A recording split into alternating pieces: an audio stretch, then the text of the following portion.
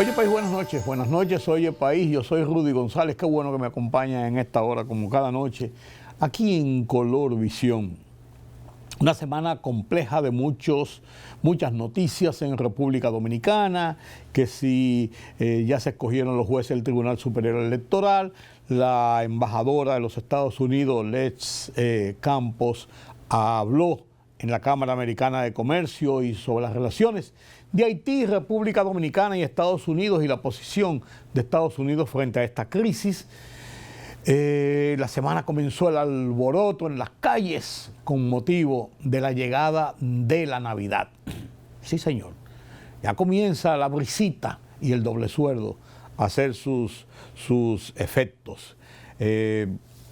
Temas interesantes en esta semana. Las tensiones en Venezuela y Estados Unidos, las tensiones en Haití, las elecciones de Honduras y sigue la situación en Rusia y Ucrania. Es en el plano internacional. Todo esto conforma lo que ha sido esta semana. Y en mi columna de esta semana analizo la situación de la economía. Me meto en la economía, vaya usted a ver, pero tiene un componente político y social. El tema de la reforma que está nueva vez en el tapete de discusión en República Dominicana. Todo esto y mucho más después de la pausa en la que les vamos a presentar también nuestro conversatorio con Julián Roa sobre los temas internacionales y con Carlos Cuello sobre la economía nacional. Después de la pausa.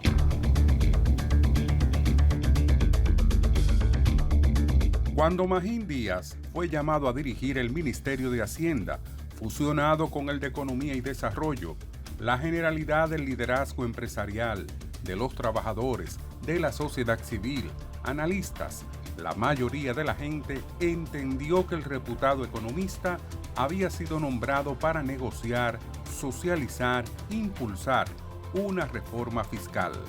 Sin embargo, el ministro ni el presidente Luis Abinader han anunciado que tengan un proyecto de reforma fiscal en carpeta, pero se asegura que la misma deberá realizarse más tarde o más temprano y los expertos aseguran que mientras más alejado sea de los procesos electorales, es más factible. Este lunes en la semanal, el presidente Abinader dijo que no está en programa presentar un proyecto de reforma fiscal en enero próximo, como se rumora profusamente en círculos empresariales, de la sociedad civil y de medios de comunicación. La realidad económica del Estado, un déficit anual que ronda el 3,2% del Producto Interno Bruto, PIB, demandas sociales de inversiones públicas, los vaivenes de la economía mundial, la inversión en asistencia social, entre otros factores, compiten con una presión tributaria estancada. Es compleja, aunque manejable, con sus precariedades propias, no así en bancarrota, como han llegado a proclamar sectores de la oposición política. El Fondo Monetario Internacional alentó al gobierno, en su último informe de noviembre pasado, a propiciar una reforma fiscal para lograr mayores ingresos, incrementar la factura de energía eléctrica y desmontar varios subsidios y exenciones. Estos movimientos económicos tienen un alto impacto social y por tanto Abinader se ha manejado con cautela sobre la situación. En julio de este año dijo que la economía se encontraba en un estado de desaceleración en relación al crecimiento que marca un historial con exención del año de la pandemia, alrededor de un 5%. Para el 2025, se proyecta un crecimiento entre 2,2% y 2,5% del Producto Interno Bruto, PIB, una inflación bajo control de 3,84%, dentro del rango meta de 4% y una tasa de cambio en los niveles proyectados para el año, promediando 64 pesos por dólar. Abinader ha apoyado su política económica principalmente en los crecientes índices de ingresos de divisas del país, poco más de 46.000 millones de dólares para 2025, basado en incrementos en las remesas, el turismo, las exportaciones y la inversión extranjera. La versión que circula dice que expertos del gobierno y del sector privado analizan un borrador de proyecto de reforma fiscal que plantea lograr en un tramo inicial una recaudación de unos 80.000 millones de pesos para llegar en un proceso paulatino a la reducción definitiva del déficit presupuestario. Propuesta en concreto. El tema ha vuelto a la palestra luego de que el pasado fin de semana el presidente de la influyente Asociación de Comerciantes e Industriales de Santiago, ASIS, Marco Santana, propuso de manera pública un pacto fiscal integrado, moderno y responsable que garantice un Estado financieramente fuerte y sostenible. Este pacto debe ampliar la base tributaria sin afectar productividad, promover la formalidad y asegurar que cada ciudadano contribuya conforme a su capacidad real, agregó. Mientras, empresarios y otros sectores contestes con la necesidad de una reforma abogan por que ésta sea paulatina hasta llegar a los niveles de zanjar el déficit presupuestario, pero que no afecte de manera brusca sus proyecciones de crecimiento. La oposición política hace esfuerzos por endilgar al oficialismo ineptitud en el manejo de la economía nacional.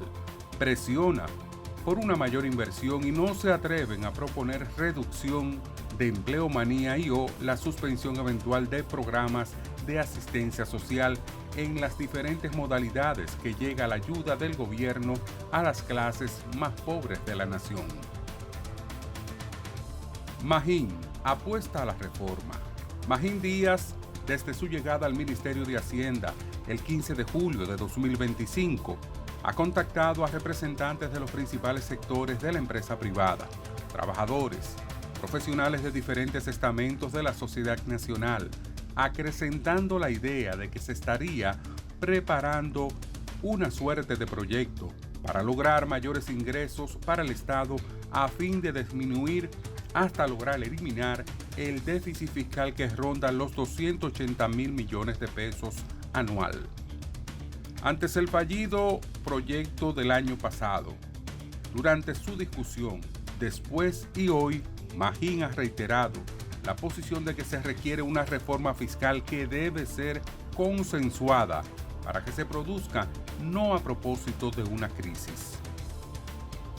Ha sostenido que una reforma debe sincerar la realidad económica, del objetivo del presupuesto gubernamental anual, de los ingresos versus los gastos, de los déficits, de las demandas de más inversión, que sea progresiva y sensata, y que no hay una fecha específica para proponerla.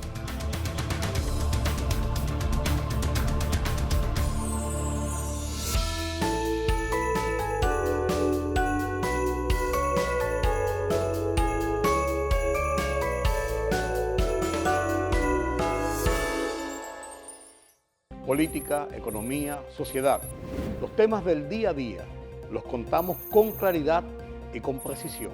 Recuérdate que el INTEVI se aumentó a un 18 para bajarlo a un 16. Sí. Una libertad de prensa que ellos no manejan y de expresión. Hay una especie de experiencia frustrada de la OEA en Haití. En Oye País, información veraz, periodismo con valor. Oye País, de lunes a viernes a las 12 de la medianoche por Color Visión. Siempre lo mejor.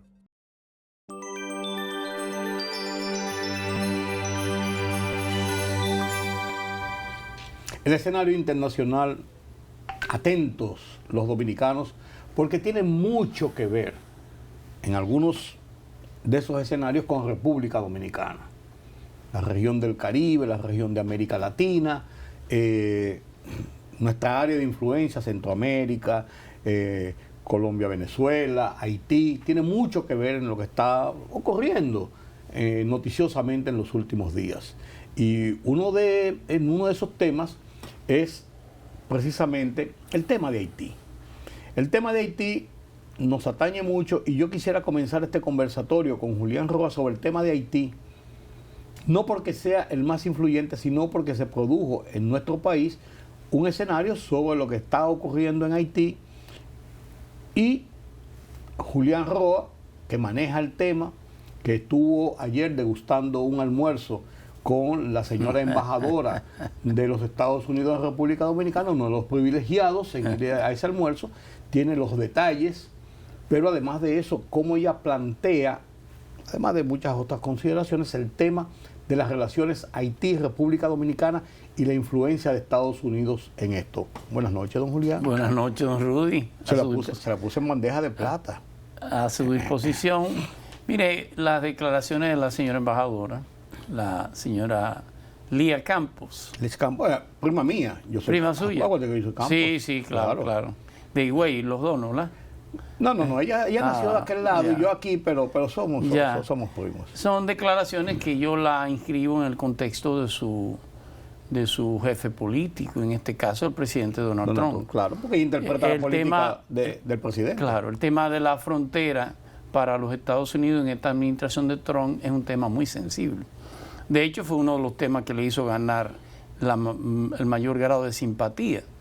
Los Estados Unidos se sienten desde hace tiempo, y es una ola fundamentalmente amenazado por la inmigración que viene desde el extranjero. Sobre todo la terrestre, la que viene a través de la frontera con México. La otra es más controlable porque se hace a través de visado. Estados Unidos otorga el visado o no. Y luego... Y tienen que estar por algún sitio oficial, ya, por así decirlo. Hay un registro, hay todo un sinnúmero de protocolos. En el tema de la frontera con México no existe ningún tipo de filtro. No. Por ahí puede pasar un condenado a 20 años, un narcotraficante convicto y confeso. O un cura. Es más difícil. Pero el control es más difícil. Por lo tanto, el discurso del presidente Trump, de la administración Trump, es un discurso antifrontera, protector de la frontera. Claro. La señora Campos, la embajadora, ha venido a la República Dominicana y ha dado los pasos que ella entiende que pueden generarle simpatía con la República Dominicana. De hecho, el mismo día que vino fue a la catedral. Ella es una católica convicta y confesa, como ella dijo. Y dijo ahí que ella orgullosa va todos los días en la mañana a misa, todos los días y los domingos. Es de origen mexicano y fundamentalmente los dominicanos somos sensibles con la imagen. Tenemos una predisposición con los embajadores norteamericanos. El embajador Brewster no dejó muy buenos recuerdos en el país. No. Por razones que ya no tienen por qué mencionarse. Claro. Aunque hizo buenas relaciones y buenos amigos. Sí, bueno, ha terminado siendo lobista. Sí, claro, pero lo que te quiero decir, porque fue un hombre que... Sí. Pero tenía otras pero cosas rompía los esquemas. Rompía los esquemas, exactamente. En el caso del embajador Bernstein, que estuvo aquí, creo que en el gobierno de Barack Obama, fue... En el de Biden. En el gobierno de Trump, en el gobierno del 16 al 20 fue Nicola Bernstein. Sí, tienes razón. Claro. Eso vecina en Mar-a-Lago. Claro. En la Florida. Claro, su amiga personal. Sí, es una empresaria del sector inmobiliario que contribuyó mucho a la campaña de Trump. Claro. Pero hizo unas relaciones muy armoniosas con nosotros. Se ganó la simpatía. Bailaba merengue, se movía en los diferentes campos. Frecuentemente a República Dominicana ha vuelto de vacaciones. Pues esta señora ha seguido más o menos esa línea de acercamiento, de calidez. Su pronunciamiento sobre la frontera, le insisto, es el mismo pronunciamiento que tiene la administración Trump. Mantener una frontera lo más protegida posible y plantear la idea de que Haití es una amenaza para la República Dominicana. Lo dijo así mismo. Como de hecho lo es. Para Estados Unidos y para la República Dominicana, lo dijo para los dos. Sí, claro. Cada vez que llega un bote, ya es muy escaso. Sí. Pero que anteriormente cuando llegaba un bote a la Florida, una de las islas norteamericanas, era un verdadero problema, por el tema, fundamentalmente por el tema sanitario. También usted planteaba el tema de la crisis haitiana, y Haití tiene una crisis actual, pero tiene una tormenta para el mes de febrero. Y es que el 7 de febrero debe concluir este Consejo Presidencial haitiano provisional, que de provisional tiene más de un año. Sí. Y el llamado debe concluir ahora y debió... Cumple 2 años en febrero. Sí, debió fundamentalmente generar todas las estructuras institucionales para la celebración de unas elecciones. Y eso significa conformar una comisión electoral haitiana, conformar los colegios electorales, documentar, tratar de dar la mayor cantidad de documentos a los ciudadanos haitianos que no sobrepasa el 35% de personas con capacidad de votar con documentos haitianos. Y fundamentalmente celebrar elecciones que ya están planteadas para el mes de agosto de este año. La primera vuelta. La segunda vuelta para el mes de diciembre de este año. Pero sucede que esa comisión presidencial tiene una crisis interna. De hecho, hay una gran parte de ella que le está pidiendo la dimisión al presidente actual, presidente provisional, que Frisemet, que fundamentalmente no es bien visto por los Estados Unidos. No, tiene su resquemores, sí. O sea que en febrero, si esto no se resuelve, cosa que es difícil, muy difícil hacerlo de aquí a febrero, claro. Hay una anomia de la comunidad internacional, hay unos enunciados de una fuerza que busca llevar seguridad a Haití, la verdad que no se ha hecho absolutamente nada. El resultado te lo ven los grupos delincuenciales, están igual. Grupos delincuenciales que, aunque usted no lo crea, no son tan fuertes. Es un tema de que realmente eso se tome con seriedad. Significa que nosotros podríamos tener una tormenta migratoria a partir de febrero. Sí. Que, insisto, ojalá no sea una tormenta descontrolada.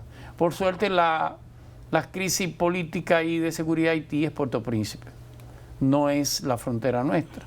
Cabo Haitiano es una... Sí. Cabo Haitiano, Lembé, Fort Liberté, son pueblos que están totalmente en paz en Haití. Cuando esos pueblos cambien, vamos a tener problemas más serios todavía. Claro que sí, claro que sí. En todo este mismo contexto, la situación de Venezuela parece sube de tono, baja al tono medio. No ha bajado nunca al tono bajo, pero hay como un estado de indefinición y como de esperar a ver si se cede en algunas cosas que yo no sé cuáles serían. Antes de cualquier acción que sería lo último.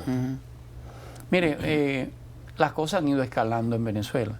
Estados Unidos ha ido cumpliendo su tarea, la tarea que ellos se han asignado, quiero decir. Las presiones. Todos los pasos se han ido, y las presiones y la posible confrontación militar.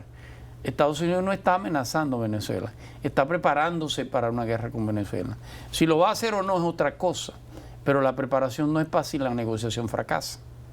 La preparación es para hacer algún tipo de intervención militar en Venezuela. No sé el grado de intensidad y si se hará de manera quirúrgica. Y con un mismo propósito que es de manera frontal no creo que vaya a hacerse porque tampoco es necesario.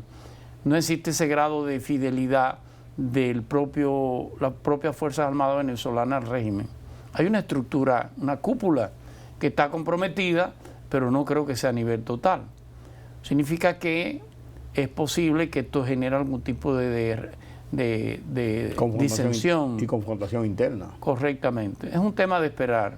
Ya el presidente Trump anunció la semana pasada que sí hubo conversación con Maduro. Usted sabrá, y yo decía ayer, que cuando un presidente habla con otro, no habla cómo tú estás ni cómo te va, de qué vamos a hablar. No. Ya hay una conversación ministerial previa de cuáles son los temas que se van a tratar. Y son cosas puntuales. Exactamente. Más bien, la conversación presidencial es protocolar. Lo otro es eminentemente negociación. Lo que ha dicho el presidente Trump, que no se llegó a ningún acuerdo. Lo que plantea Venezuela, de acuerdo a Estados Unidos, es la salida de Maduro posiblemente a Rusia o a Turquía, ya planteado, y la garantía de no persecución. Le da tan poca trascendencia al presidente Trump, como que dice, bueno, fue para no dejar ni bien ni mal una llamada. Claro. O sea, como que para que no digan que después no hablamos. Y colocar a una de los dos vicepresidentes que tiene Venezuela. Delcy en Rodríguez, este caso, a la señora Delcy Rodríguez. Que es un cuadro del PSV, totalmente, ¿no? Del anterior a Maduro, del PSV. Sí. Es un cuadro político, innegablemente. Totalmente. Ella y el hermano. Algunos han dicho que Delcy es el cerebro, que Maduro son los pies. Eso es lo que dice. O es el músculo. Si acaso. Entonces significa esto que a Estados Unidos no lo acepta tampoco. Seguirán las negociaciones. Estados Unidos dio un deadline, como se dice. Que se venció el viernes pasado. Una semana a la salida de Maduro. ¿Qué va a pasar? Bueno, no lo sabemos. Pero las cosas están... Estados Unidos está haciendo su tarea. ¿Cuándo concluye la tarea? No lo sabemos, pero la está haciendo. No le quepa la menor duda. Hay un cerco político, económico y militar sobre Venezuela. Que ha ido, y aéreo, que ha ido dando resultados. Eso es así, eso es así. Yo creo que... Y en Venezuela está dando resultados, en Honduras. Está ¿Está dando resultado la posición, las presiones del presidente Donald Trump? Bueno, dio su resultado innegablemente. El candidato favorito en las elecciones de Honduras era Salvador Nasrallah, que es de origen libanés.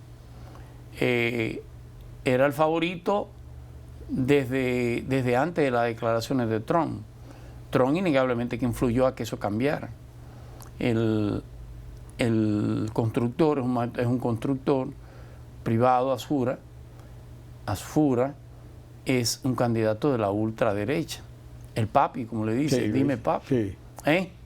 Lo cierto es que inclusive influyó mucho la declaración de Trump, ya ha hecho un hecho consumado, de indultar a Orlando Hernández. El expresidente. El expresidente condenado a 45 años por narcotráfico. Claro. Él y el hermano. El hermano. Y por supuesto eso fortaleció a los simpatizantes de Orlando Hernández para votar por Asfura. Pero todo indica, no lo sabemos, ya va más del 70% de los cómputos. Y hay una pequeña diferencia a favor de Nasrallah. Habría que ver si realmente, cómo serán los resultados, si habrá algún tipo de presión de Estados Unidos para que esos resultados cambien. Pero lo que sí es cierto es que la izquierda sale Sí, innegablemente. del poder Totalmente. del poder en Honduras, que la tenía el partido Totalmente. de Zelaya. Con su Totalmente. esposa, a través de su esposa. Ahora no solamente pierde la presidencia, pierde toda la asamblea. Eso te iba a decir, Hay también que pierde. decirlo, será muy minoría en la asamblea. Sí, porque son tres fuerzas que hay, Sí, claro. y dos de las fuerzas que componen el 70%, Así es. el 80%, Sí, sí. va a barrer Sí. también el Congreso. Recuerde que la candidata del oficialismo era la ministra de Defensa. Sí. Uno de los problemas de Honduras es la delincuencia. El problema de Honduras es que se ha incrementado Claro. la violencia y la delincuencia. 60 por cada 100.000 habitantes, 60 homicidios. Así es. Una cosa astronómica. Era casi imposible que volviera a repetir el oficialismo. Pero la gente entendía, y creo que va a ser hacia el final, más que buscar la extrema derecha, buscará más o menos el centro. Este señor Nasrallah es un presentador de televisión de temas deportivos. La cuarta vez que va a un proceso electoral en Honduras. Y una campaña que parece que le ha hecho bien en mes de daño fue una campaña sucia en torno a su identidad sexual. Así realmente era un tema de que era homosexual o no. Él es una persona casada, no hace mucho, un hombre de 63 años, Sí. que se casó hace apenas unos años, tiene una niña. Pero siempre se cuestionó su identidad sexual. sí. Parece que esa campaña sucia terminó favoreciéndolo más que afectándolo. Sí. Habría que ver cómo termina el resultado. Pero definitivamente ese mismo resultado de lo que está pasando en Honduras, me atrevo yo a decir, se está viendo el giro a la derecha de América Latina. Sí, innegablemente. Que en un momento determinado hubo muchos gobiernos de centro izquierda y de izquierda. Claro. Aquel eje entre Evo, Aquellos Correa, acuerdos del Foro de Sao Paulo. sí, Evo, Correa, la Kirchner, Foro de Sao Paulo. sí, Chávez, Claro, eso es claro. una cosa. ¿No? Uruguay también. Uruguay con Pepe Mujica. Sí, Pues ha ido girando a la derecha. innegable. El mundo ha ido girando a la derecha. Sí, pero aquí en América, que en un Claro. momento determinado se vio un avance muy Seguro. importante en estos tiempos de la izquierda. Claro, tiene que ver mucho con el péndulo económico. El péndulo económico, cada día la crisis económica se empeora a nivel mundial. El mundo, si quiera o no, hay una especie de contrición de la economía. Y cuando la economía se constriñe, sobre todo las clases sociales buscan de una manera la protección de sus intereses. Esto es así. Significa esto que hay se ve más la parte económica que la parte de reclamo de derechos humanos. Esas cosas. Definitivamente. La persona prefiere perder o entregar parte de lo que entiende que son sus derechos fundamentales por el tema fundamental de la economía. Y la derecha, que se quiera o no en ese péndulo económico, es el tiempo de la derecha. Eso es así. Ya volverán los tiempos de nuevo de la izquierda, y más que de la izquierda, los partidos liberales. Se llaman ahora Iliberal, progresistas. El iliberal es la Sí, derecha. Sí, le llamamos progresistas. Sí, es un tema de metas no cumplidas, que ninguna se cumple. A final de Ningún cuentas. gobierno es capaz Claro, de claro. cumplir con todo lo que se promete. No, la factura social siempre estará por encima de las posibilidades de los Seguro. gobiernos. Y en donde un quiera. mundo cada vez más escaso, hay una idea de protección, que es lo que lleva fundamentalmente a los partidos de derecha. No podemos cerrar este conversatorio, Julián, sin hablar sobre Ucrania y Rusia. Pero eso parece estancado. Hay como que hay negociaciones, que hay conversaciones, que sí, que no, como para darle tiempo al tiempo. Como que ahí no hay prisa para nada.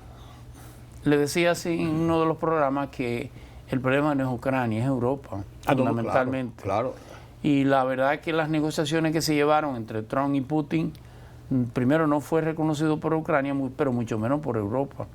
Europa no puede darse el lujo que en las negociaciones de Ucrania y Rusia ellos sean un tercer observador. O fuera. Se queden fuera.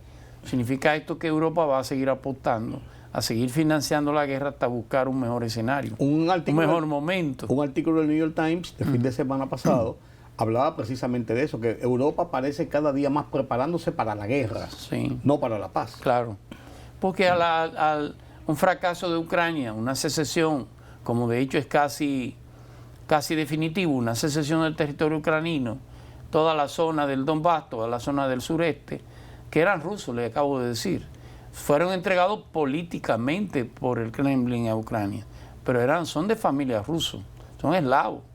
Crimea, Donetsk, Sebastopol, todos son poblaciones rusas, que por un tema de que había una alianza, no importa que usted se llamara americano, era el mismo sistema. Al ver la división, los rusos entienden que hay la idea de que Ucrania quisiera entrar a la OTAN y quiera entrar a la Unión Europea en contra de ciudadanos rusos, creó el movimiento de secesión, que no es de ahora, es del 2008, 2009. De hecho, el referéndum se hizo en el 2012 y ganó 2014, ganó la idea de entrar a la Unión Europea y ganó la idea de formar parte de la OTAN. Para esos pueblos eso no es posible. Ellos siguen viendo la madre Rusia y siguen viendo la Federación Rusa. Al final, claro, eso es lo visto a lo interno. A lo externo significa que el poderío ruso sería cada vez mayor. Hoy es Ucrania, pero mañana pudiera ser Finlandia. Finlandia tiene territorios que fueron rusos. O pudiera ser todo el Báltico, la zona del Báltico, que también Suecia pudiera ser Suecia, que también tiene territorios que su origen son eslavos. Y por supuesto toda la zona fronteriza, lo que es Polonia, lo que es Hungría, alguien que está esperando y parece que se va a quedar esperando, es Armenia. Armenia, si Ucrania hubiera entrado a la OTAN, el segundo paso era Armenia. Es un tema de sobrevivencia del Lebensraum, como dicen los analistas militares, de defensa del espacio vital de cada una de las dos potencias. Yo veo entonces que en los conflictos mundiales hay una escalada en vez de una desescalada. Sí, Rusia, Ucrania, Medio Oriente, con judíos y Hezbollah y Hamas, eso sigue en una escala, no al top, pero en una escala. En una escalada, está pasando en Haití, está pasando en América con Venezuela. O sea, está todo en escalada. Hay un cambio de paradigma. Recuerde que hasta la Primera Guerra Mundial Europa era el centro de poder. Lógico. Y el centro de la civilización. Sí. Sobre todo ya con la Primera Guerra Mundial comienza a surgir Estados Unidos como una potencia. Y con la Segunda Guerra Mundial se consolida como la gran potencia. Claro. Se consolida, usted recordará aquellos acuerdos políticos económicos, la Carta de San Francisco de Naciones Unidas del año 47, consolida el poder político de Estados Unidos, pero también lo hace los acuerdos de Bretton Woods y consolida el poder económico de los Estados Unidos. Claro. Fíjese que ambas oficinas están en Estados Unidos, tanto lo del Fondo Monetario Internacional, tanto el del Banco Mundial como del propio Naciones Unidas. Y entonces hubo ese periodo de confrontación política, Rusia, Estados Unidos. Digo política porque en lo económico nunca han sido parejos. Ese periodo termina con la caída del muro de Berlín. Por eso Estados Unidos hace unos famosos acuerdos. Si cayó el muro, lo lógico era que cayera todo el sistema de asistencialismo exagerado del Estado, el estatismo. Y entonces, de una manera u otra, comienza a perder fuerza ese famoso Estado social democrático, Estado social de derecho. los países del norte de Europa eran los grandes asistencialistas. Bueno, pero si ya cayó el comunismo, ¿cuál es el temor? ¿Cuál es el temor? Ahora que cada quien se raque con las uñas que tiene.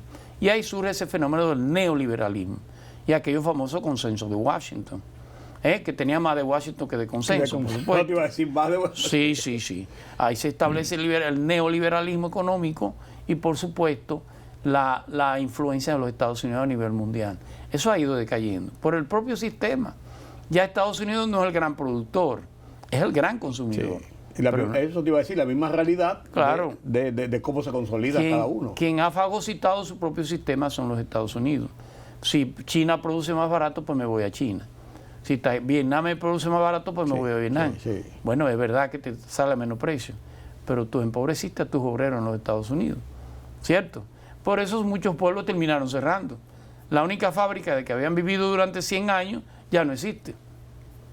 Y eso trae este fenómeno, que es el fenómeno Trump, que es el fenómeno de derecha.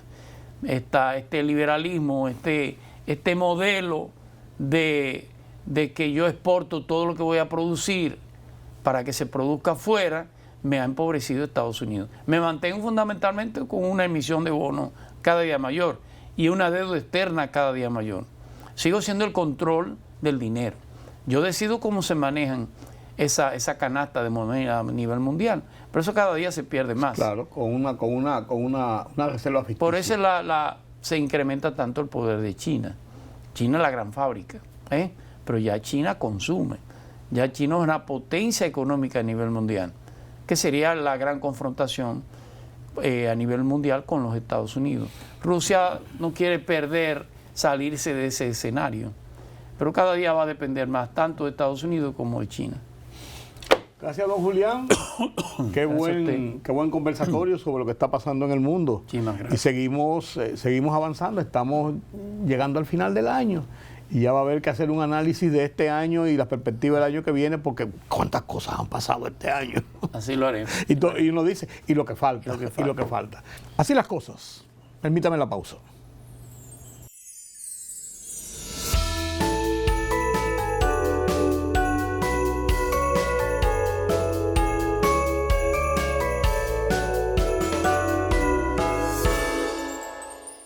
La libertad solo reside en los estados en los que el pueblo tiene el poder absoluto. Por el respeto a los valores democráticos y la dignidad del pueblo dominicano, El Rumbo de la Tarde, plural, objetivo, comprometido siempre con la verdad. Con Georgie Rodríguez, Rudy González y Ramón Colombo. Los poderosos ya están en el aire.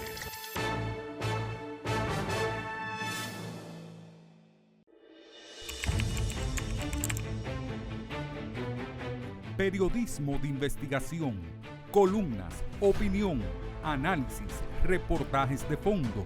Hora por hora, una completa plataforma multimedia. Periodismo con valor. Noticias horaporhora.com.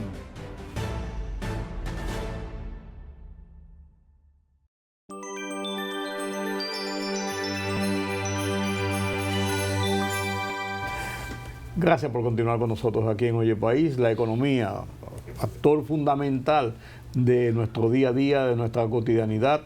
¿Qué está pasando en República Dominicana? ¿Hacia dónde vamos? ¿Qué ha pasado en los últimos días? ¿Cuáles son las perspectivas? Carlos Cuello, nadie mejor que él para analizarlo como cada semana aquí en Oye País. Y estamos en diciembre y como uno pronostica siempre, porque es un hábito, eso siempre va a pasar, como que comienza a motorizarse la economía, el comercio, hay como un poquito más de cuarto en la calle, aunque todavía no esté del todo la regalía y la brisita todavía se siente y no se siente, pero hay ese fervor, esa idea de que las cosas se motorizan. ¿No es así, don Carlos? Sí, yo creo que la economía se puede leer hasta en el rostro de la gente. Sí. Usted cobró ya, ¿verdad? ¿Cómo es que? Pues se le nota la Lo que estoy buscando es para pagar. Pero se le nota la alegría. Mira cómo ríe. Ah, pues tú también. En definitiva, ya comenzó lo que es la zafra la temporada más esperada del año, ¿no? Sí. Se está reactivando la economía, sin lugar a dudas, ¿no? Hay muchos indicadores, más allá de lo que pueden ser las mediciones económicas, ¿no? Los movimientos en la calle, los tapones, la premura de la gente por ganarle tiempo a la vida, las ferias. Sí, Que las ferias son como la vida. Sí. Pero cuando están en esa feria te indica como que hay para comprar. Sí. Pero las ferias, como te digo, son temporales, todas las ferias. Hay una feria aquí en este país que se quedó permanente. La Feria de la Paz. La Feria de la Paz y la Confraternidad del Mundo Libre. Entonces, la realidad es que las expectativas, no hay que esperar que la gente tenga en la mano lo que va a recibir. Con las expectativas de que voy a recibir, toma decisiones, Sí. como es natural, ¿no? Hasta de casarse. Hasta de casarse. ¿Cuándo más bodas hay a fin de año? Bueno, entonces, fíjate que ya el gobierno anunció, es más, comenzó a desembolsar ya las regalías que comentábamos la semana pasada, el monto, ¿no? Ya comenzó con los pensionados y los grupos más de prioridad sí, como siempre, ¿no? La feria veo tasa ahí hasta de un 7.4% y plazo hasta de 7 años. Feria de vehículos. Hay de vehículos electrodomésticos y los bancos tienen también planes de financiamiento, facilidades, descuento, oferta de tarjeta, o sea, hay mucho movimiento ya en la economía. Eso es bueno. Comenzó ya un poquito tarde, yo creo que ya es tarde para ablandar habichuela, ¿no? Pero comenzó. Pero comenzó, esa es la verdad. El director de aduana también anunció las facilidades navideñas que son ahora elevadas a $5.500. Va en aumento y aumento. Yo me acuerdo cuando comenzó eso en $500. Hace muchos años. Y después fue aumentando, que después a 1.000, que 1.200, que 1.500, y mira por dónde va ya $3.500. Anteriormente con $5.500 usted traía un furgón fácilmente de papel. Claro que sí. Sí, pues lo traía. Sí.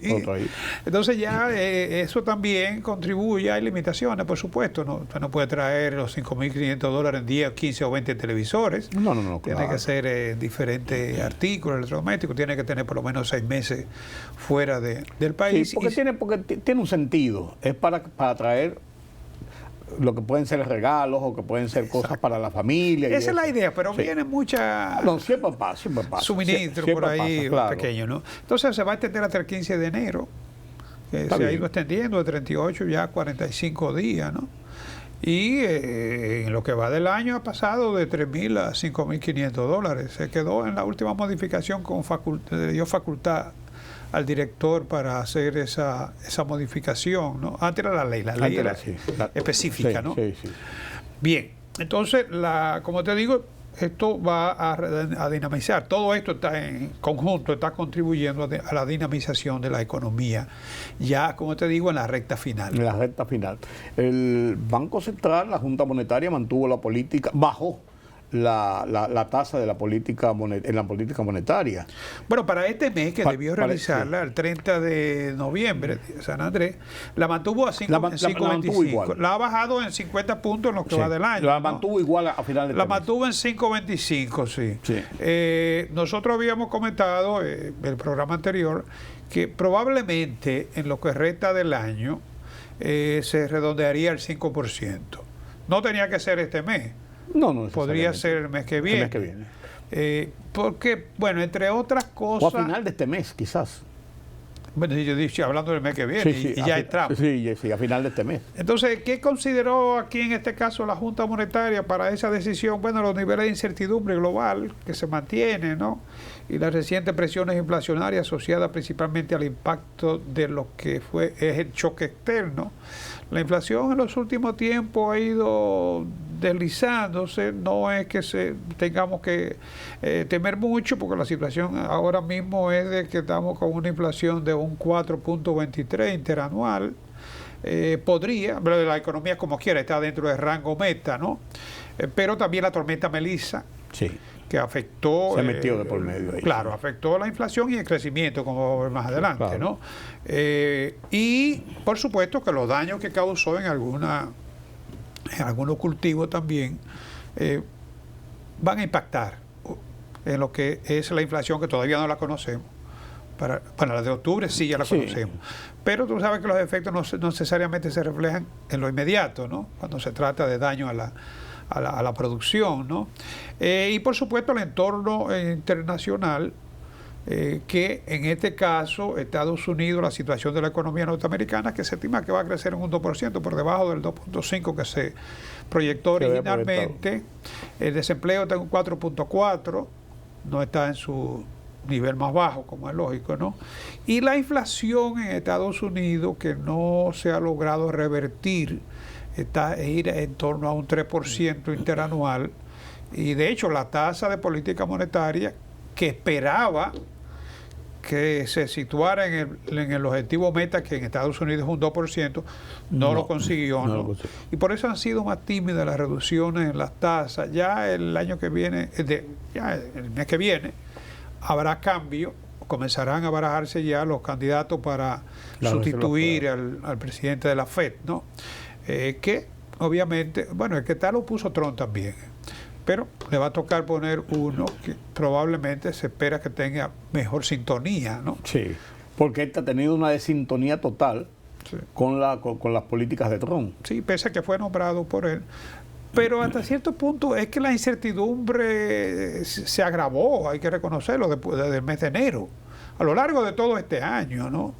Entonces era muy arriesgado para el Banco Central tomar decisiones de reducir tasas con una situación de inflación que no se consigue reducir, y además con una guerra arancelaria que no se sabe a dónde va a llegar. Desde todo punto de vista iba a impactar los precios de la economía. No, y que puede cambiar de un día para otro. Es sobre la decisión unilateral del presidente. Llega un momento en que ya tú aprendes a leer las señales, ¿no? Sí. Y entonces ya tú te manejas dentro de esa incertidumbre, ¿no? Pero y la incertidumbre baja cuando tú aprendes a manejarte dentro de claro. Pero es incertidumbre, porque tú no sabes qué va a pasar.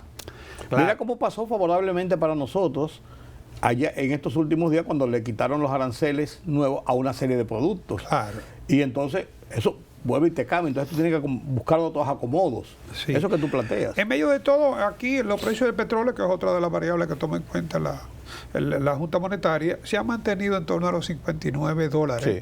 Y eso a nosotros particularmente nos ha favorecido mucho. Claro, y por también, debajo de lo proyectado. Claro, petróleo a la baja y el oro al alza. Sí. Sobre los $4,000. Y el dólar se ha mantenido estable en el último mes. O sea, más o menos, no sin saltos bruscos. Alto, pero estable. Es lo que te quiero decir, sin saltos bruscos. Exacto. Porque los saltos bruscos es lo que provoca la inestabilidad en el momento. Claro. Y llama entonces a el temor, el acaparamiento, la demanda inusual. Entonces eso alborota todo. Claro. El Banco Central salió a dar unas explicaciones en esta semana, sí, porque había que explicar algunas cosas. Fíjate que hubo un artículo del economista Daniel Toribio que decía que la inversión extranjera directa, como se estaba midiendo o publicando, no era del todo, no era la verdad completa, ¿no? En el sentido de que cuando se publica que la inversión extranjera se sitúa en $4.500 millones, hay una parte que no es inversión extranjera fresca, ¿no? Sino que se trata de reinversión. Esto el Banco Central lo explica siguiendo lo que es la metodología, no solamente para República Dominicana, sino aplicada en todo el mundo, o la mayoría, casi todo el mundo, por el Fondo Monetario Internacional.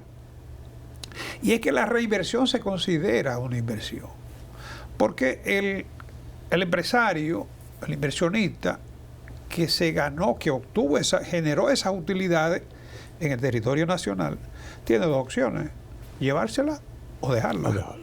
Si la deja, se supone que porque tiene confianza en la economía. Claro. Es lo mismo que se la lleve y la traiga otra vez. O sea, que tú me debes una cosa, pero tú me debes, me pagas, pero tú me pagas. Sí. Entonces, el Banco Central explica que esa es la metodología que se sigue en casi todo el mundo. Que hay que decir que Daniel Toribio, quien hizo las críticas, fue un ex es un ex Ministro de Hacienda. ministro de Hacienda. Sí, sí. Y dirigente de un partido político, por eso no, es ministro de Hacienda. Sí. O sea que no es una persona que publicó una cosa por ahí por publicarla. De todos modos, lo que él dice es que el 37% de la inversión extranjera no es capital fresco, sino que se trata de reinversión. Y Pero es inversión. ¿ves lo que te digo? Tú tienes la oportunidad de sacarlo, dejarlo. Yo Sí. pienso que es más meritorio el hecho de que una persona que se ha ganado unos recursos en un país, ¿no?, y decida reinvertirlo, teniendo la oportunidad de llevárselo, De ¿no? llevarse, claro, O sea, de guardarlo o invertirlo en otras cosas o en otro sitio es diferente. Exacto. Pero reinvertirlo en el mismo país, a final de cuentas, es una inversión. Sí, no, y es la metodología, como te digo, que se sigue en todas partes. Yo creo que es importante el dato, obviamente, ¿no? Quizá si hubiese sido inversión líquida, neta, bueno, en ese caso sería mayor.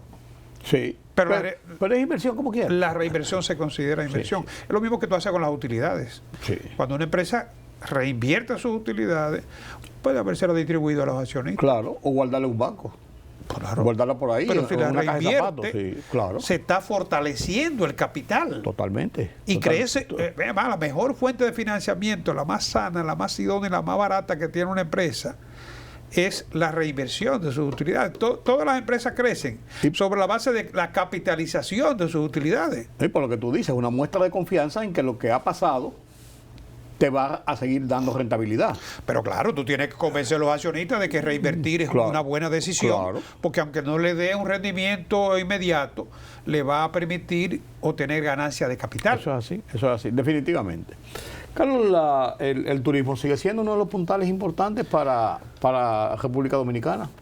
Así es, el mes de noviembre, el número 11 del año, el país sobrepasó el 1.000.000 de visitantes. Recuérdate, 1.254.000, para ser exacto, 1.184.000. ok, exacto, 715.916 visitantes no residentes aéreos y 284.568 que son cruceristas, ¿no? Un incremento de 119.350 visitantes para una tasa de crecimiento de un 3.1%. Y todavía en noviembre no hemos entrado en lo que le llaman temporada alta. Claro. Para el mes de noviembre fue un 13.5% de crecimiento, sí, ¿no? Sí, porque estamos, imagínate. La temporada alta realmente es ahora en diciembre, la primera semana de diciembre. Ya comienza el frío y viene Sí, fuerte por en eso. esos países. No, está fuerte, sí. Muy fuerte, ¿no?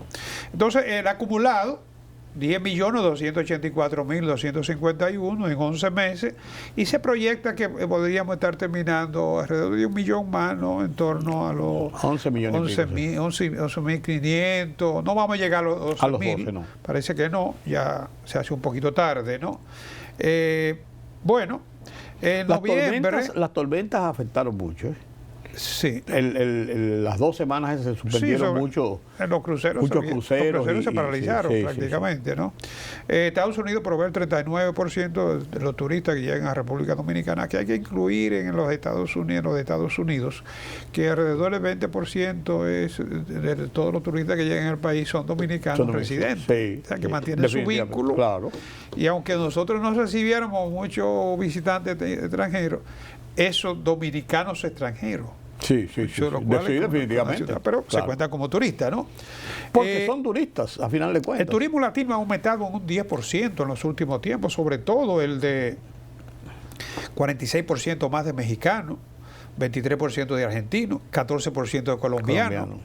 Esto nos ha permitido a nosotros sustituir los casi 600.000 visitantes de Rusia, Ucrania. Por la guerra, ¿no? Sí.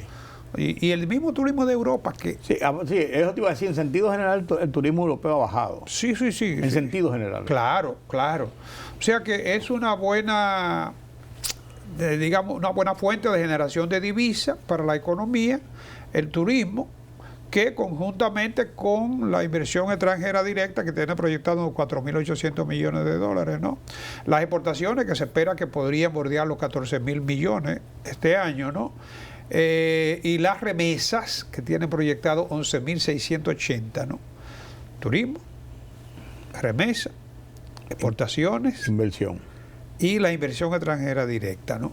Eso se estima que va a generar unos 46.000 millones de dólares este año, ¿no?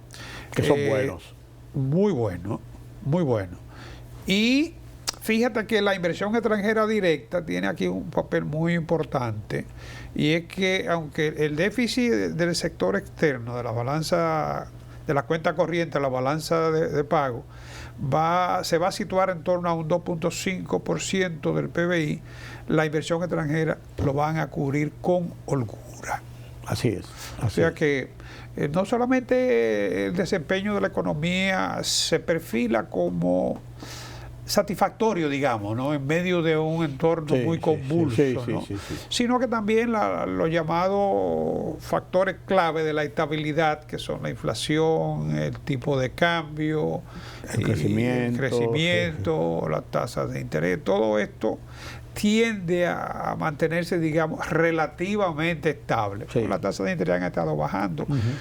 Sí es posible que el Banco Central cambie la señal a partir de enero, porque este mes, si bien la inflación se ha mantenido, y ese es otro de los factores por los que no se modificó la tasa de política monetaria, y es que la liquidez en la economía dominicana en este mes, cierre de año, se dispara al nivel más alto. Totalmente, claro. Y obviamente mayor liquidez también implica mayor presión inflacionaria. Eso es así, eso es así.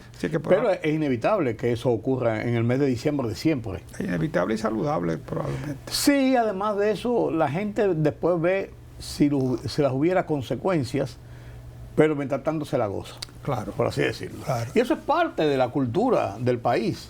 Pero es que esa es la vida. La vida no es todo el tiempo. No. Exacto. Sí, altas y bajas. Exacto. Sí. Si uno se cree que todo es alza y alza y alza, y en un momento tiene una baja, por leve que sea, se siente que se le cae el mundo encima.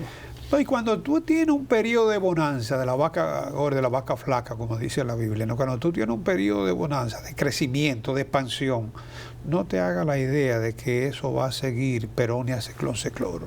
La vida, como tú dices, alta y baja. Altas y bajas. Y hay que acostumbrarse a eso. Gracias, don Carlos. Gracias a ustedes, amigos. Gracias por acompañarme en este conversatorio con Carlos Cuello, como cada semana, aquí en Oye País.